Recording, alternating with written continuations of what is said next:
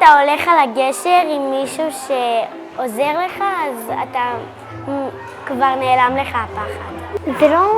זה לא משהו הכי מפחיד, אבל זה קצת מפחיד. זה גובה, כאילו זה יכול להיות מפחיד. קצת מפחיד שהוא ייפול, מפחיד. אז ברגע שאתה יורד, אתה מקבל איזושהי הקלה בגוף. קצת מפחיד בגלל שזה גבוה וקצת כיף. לי זה היה מתי שהיה לי תחרות ג'ודו והיה מישהו הרבה יותר גבוה ממני ובסוף ניצחתי אותו. מפחיד. חשפתי גשר בסיר.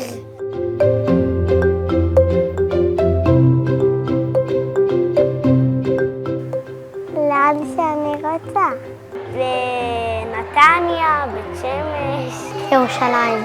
בירושלים? מה יש בירושלים? את עיר הקודש. לאילת? יש שם. לשם. אם הייתי יכולה לשמוע אותה, הייתי מדברת איתה. ליערות הגשם. צריכה להיות שם? כן, אני אוהב חיות. לאפריקה. לאמריקה. יש שם חיות בר.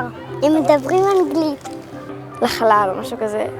שיהיה קל להגיע לים, ולא כל הזמן שרוצים צריך לחכות זמן. פשוט אפשר לחצות הגשר ולהגיע ישר. לכותל. לתחרויות ג'ודו בכל העולם. מישראל עד לארצות הברית ולאנגליה. שמוביל למקפצה, שמוביל לבריכה. לאילת. לאילת. הלכתי פעם לאילת. שיר לאילת זה רעיון טוב.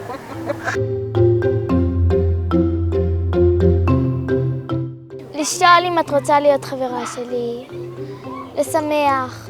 לשחק מה ששתינו אוהבים. עושים שיחות וידאו וקבוצת וואטסאפ. להתחיל בלדבר, ואז להתקדם לאט לאט, ואז אפשר להיות חברים ממש. היא ובארי פעם לא הכרנו, ואז אמרתי שלום, והכרנו, נהיינו חברים. בארי, תקרא. שאלתי על אותם, איך קוראים להם. אני משחק איתם, ואז אני החבר שלהם. כמו שהוא אמר. אפשר לקחת שרשרת שיש בהם שתיים, ואז לשים אחד לי ואחד לחברה. מדברת עם אנשים שאני לא מכירה, אז אני מכירה אותם. זה לשחק? בהתחלה מבאס, כי אני באתי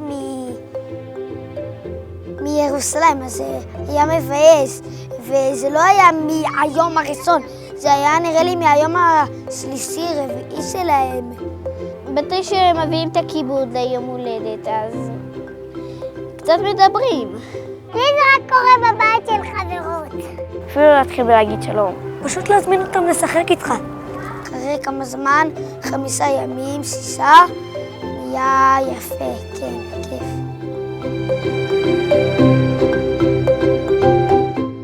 מה זה תקווה? אני בכלל לא אומר.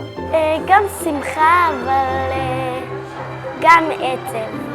עדיין זה לא קרה וזה התקווה שלי. כאילו, יכול להיות שזה יקרה, נגיד. יכול להיות שזה יצליח. תיק ובה.